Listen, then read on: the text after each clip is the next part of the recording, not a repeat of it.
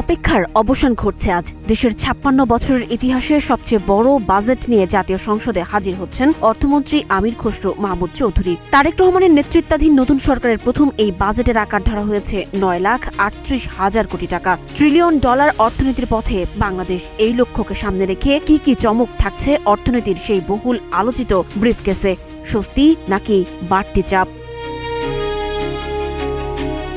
১২ ফেব্রুয়ারি নির্বাচনের পর এটি বিএনপির নেতৃত্বাধীন সরকারের প্রথম বাজেট। উচ্চ মূল্যস্ফীতি আর বিনিয়োগ স্থবিরতার এই সময়ে মানুষের মূল নজর এখন বাজারের দিকে। এবারের বাজেটের প্রধান লক্ষ্য বিনিয়োগ বৃদ্ধি এবং কর্মসংস্থান সৃষ্টি করা। এই বাজেটের আকার ৯,৩৮,০০০ কোটি টাকা। জিডিপি প্রবৃদ্ধি ৬.৫%, মূল্যস্ফীতি লক্ষ্যমাত্রা ৭.৫%, রাজস্ব লক্ষ্যমাত্রা ৬,৯৫,০০০ কোটি টাকা।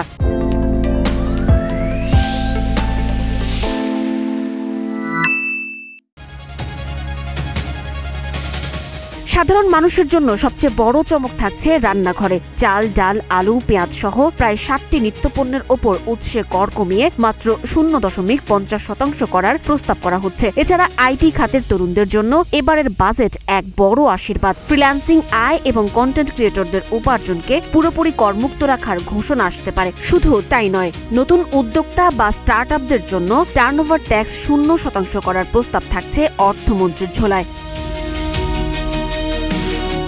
স্বাস্থ্য খাতে বড় বিপ্লব আনতে ২৫ লাখ নাগরিকের জন্য চালু হচ্ছে হেলথ কার্ড। ডায়ালাইসিস ফিল্টার ও হার্টের রিংয়ের ওপর কর কমায় কমবে চিকিৎসার খরচ। সামাজিক নিরাপত্তা জালে যুক্ত হচ্ছে ফ্যামিলি কার্ড ও কৃষক কার্ড। এছাড়া বিদেশে ১ কোটি মানুষের কর্মসংস্থানের মহা পরিকল্পনাও থাকছে এই বাজেটে।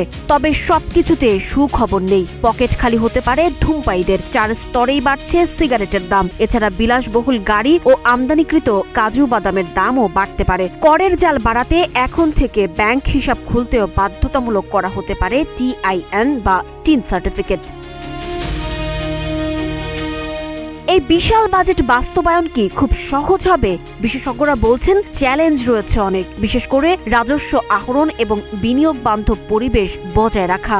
সেন্টার ফর পলিসি ডায়ালগের মতে শুধু কর ছাড় নয়, জ্বালানি সরবরাহ এবং ব্যাংকিং সংস্কারই হবে এই বাজেটের আসল পরীক্ষা।